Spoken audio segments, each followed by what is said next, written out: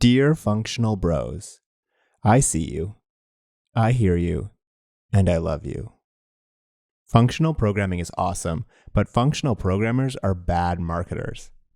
Talking about currying, your monads, binding functors, so many words. I'm not sure anyone truly understands what all these things mean, because they really lie on some spectrum between the math of category theory, lambda calculus, and their specific mapping to different language implementations. But still, I do understand the beauty of it. The concept of a function is so pure. You have this elegant thing that takes an input and gives you an output. And no matter what, the same input always gives you the same output. The key thing that ensures that it gives you the same answer always for infinity is that there's no side effects. There's no state.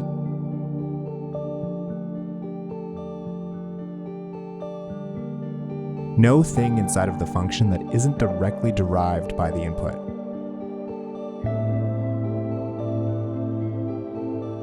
Once you introduce state, the outcome of the function can vary based upon that state.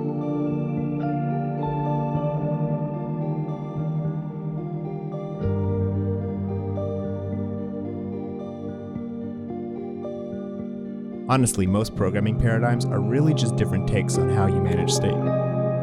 It's all about state. So let's talk about what functional programming is, why it kind of sucks, but why adding a little bit to your code is awesome.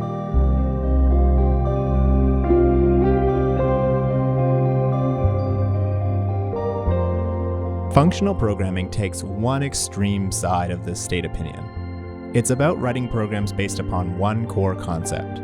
There shall be no state. You have inputs which are transformed into outputs. In order to get stuff done, you compose and connect functions to other functions, hooking up their inputs and outputs together into one big long chain that achieves the goal of the program.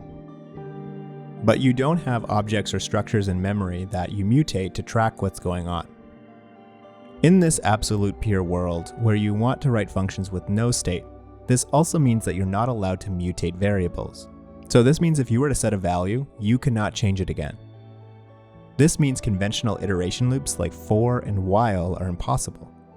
If you think about a for loop or while loop, it requires you to mutate some state, at least some variable that's tracking how many times you've iterated. So how do you do a loop in a pure functional way? The answer with functional programming is usually, well, more functions, when all you have is a hammer. This is the part that we want to repeat over and over again. So we'll just pull that part out to a function. So now we need to replicate the three parts of the for loop.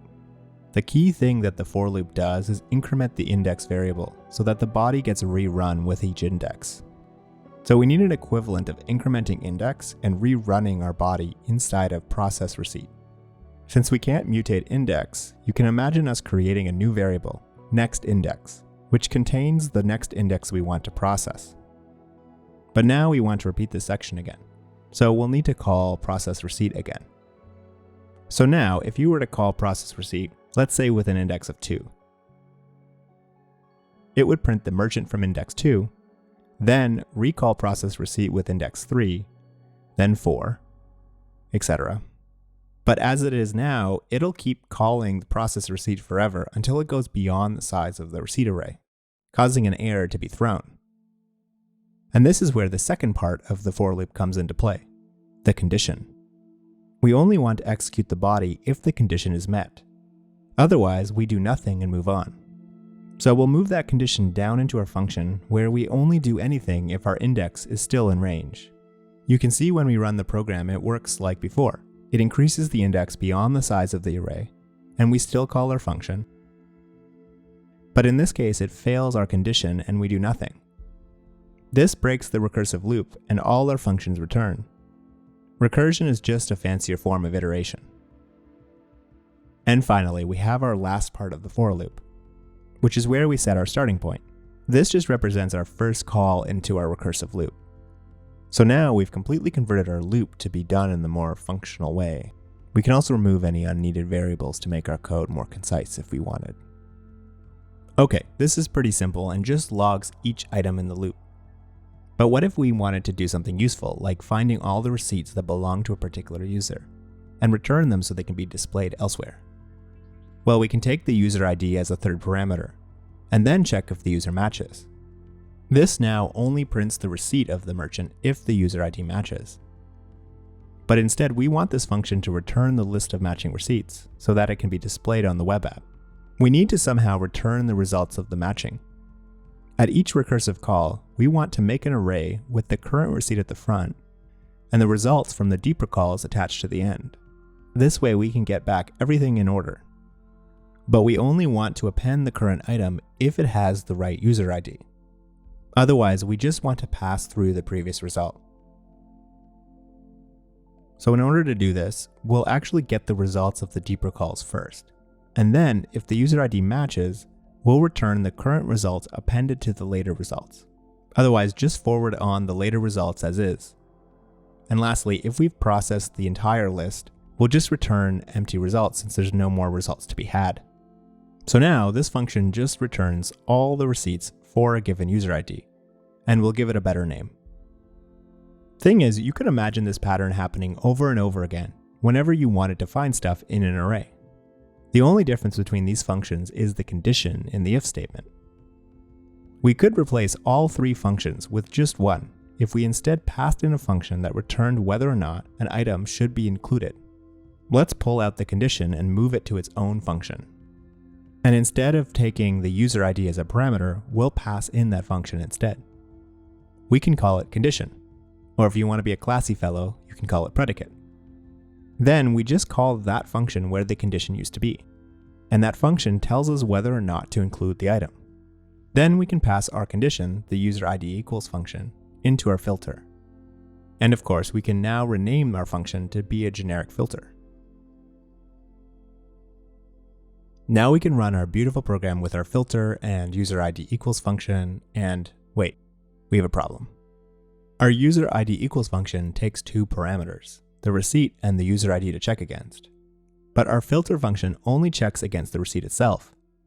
We don't know the user ID to check against. We could try passing in another value that we could relay into the function.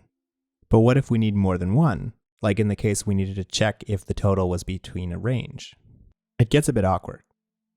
So instead, we're going to get a bit fancy here. Instead of having our user ID equals function take both a receipt and a user ID, we're going to have it take only the user ID that we want to compare against. And it will construct and return a new function that takes a receipt and returns whether it's from the user ID. We then pass in that new function that's been created into our filter. This is a little weird, but what's happening is that the user ID is like a secret extra parameter, which is bound to the function. And this function remembers that value and can use it. The name for this pattern is called currying. Instead of handling the entire operation at once, it returns a function that handles the next part of the operation. The later part has the previous state bound to it. That new on-the-fly created function is what gets called when filter needs to check a condition.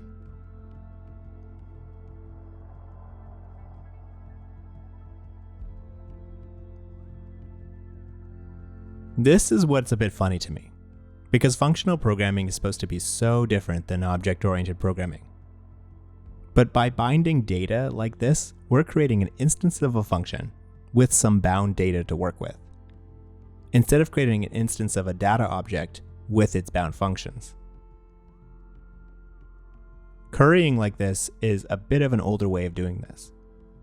You can automate this in JavaScript and many other languages by using bind. I won't go into bind fully here because really the way we want to do this today is to use lambda functions. This is where we'll move our equals check right into an inline function.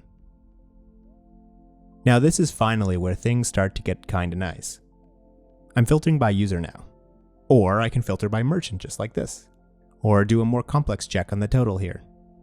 We might want to get just the filtered merchant names instead of the entire object. If we devise a new function based upon our loop that doesn't filter based upon a condition, but instead takes a function that gives you the desired result for each element, we insert that new transformed element into the array instead. We'll call this function map, because it maps each element to a different thing. Then we can chain these together. So first we get our list of receipts, find the ones with a total between 14 and 20, and then just say for each give us the merchant name. So now we get an array of the merchant strings instead of the full receipt objects at the end. And if we only wanted to take the first 5 items, we could write a function called take. Take would give us up to the count elements from the array. We can chain that on as well. So now you can see that we basically created a data pipeline here, where we have an input state, we filter it down to what we want, map the types of the values to what we want, and then take the first 5 to display. Our code clearly declares what we want to happen, and all the complexity of how this is done is behind the scenes in our fundamental functions. So we've just derived these functional style fundamentals ourselves. But these are also built directly into JavaScript. So let's take a look at how to use those to create data pipelines. But first, what's our goal with these receipts? We have this amazing new startup idea that solves a uniquely American problem in an American way. In the US, when you're in a restaurant, you need to fill a tip manually by writing the tip in total. This is effectively a mandatory fee on your meal enforced by social shaming.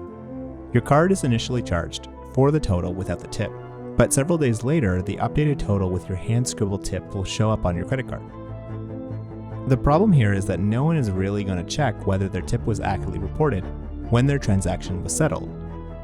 So in theory, a company or disgruntled service staff could simply enter a bigger number, taking more of your money.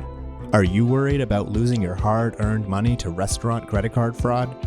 Black Sky Financial finds these small, family-owned mom-and-pop restaurants and sues them for everything they have. The proceeds from the destruction of people's dreams are then equitably distributed to you, the user of the app, based upon how many receipts you've submitted. Sign up today and start submitting receipts and know that you're helping prevent credit card fraud in your community, one lawsuit at a time. So yeah, to pull this off, we basically need to grab each receipt, look up the transaction in the user's connected credit card accounts, filter out the transactions that haven't yet settled, or whose totals match correctly, sort them by the most egregious discrepancy, and then take the top 10. Then we display them in a dashboard so our army of lawyers can get to work, fighting the good fight. Here's that code written in a procedural way. Let's change this to the functional approach.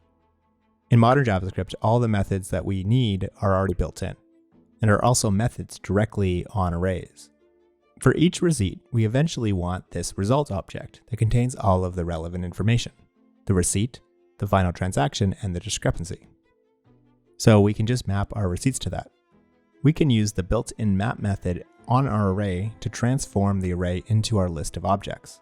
The map method takes a lambda function for transforming our receipts into those result objects. This condition is skipping over the transactions that aren't yet settled, or don't have a difference between the receipt total and the final total on the transaction. So we can just change this to a filter. We'll need to inverse the condition since it now describes what to keep instead of what to ignore. This code basically just ensures that the list is sorted from biggest to smallest. So we can replace this with a sort on our filtered list. The sort takes a function that tells the sort function how 2 elements should be ordered. It gives you 2 items and asks for a negative number if A is less than B, and a positive if A is greater than B. You typically get this by subtracting B from A. But since we want things ordered big first, we'll flip this and subtract A from B. And then we only want count number of elements, which we can get with the slice method, which we were already doing here. So we'll just add that into our pipeline. And voila! After we make the formatting a bit more pretty, all of that is written only in 12 lines. Functional programming lets you rewrite things into a beautiful pipeline for your data. And honestly, most of programming jobs are really just taking data from source A, doing some transformation, filtering, and sorting, and then putting it in place B. A lot of the time, we're just sophisticated plumbers. If you'd like to try out some functional programming like this, I put some experiments on my website accessible through my Patreon. I give you some procedural code and ask you to change it so it doesn't use any for loops or while loops. If you're curious, check them out at codeaesthetic.io.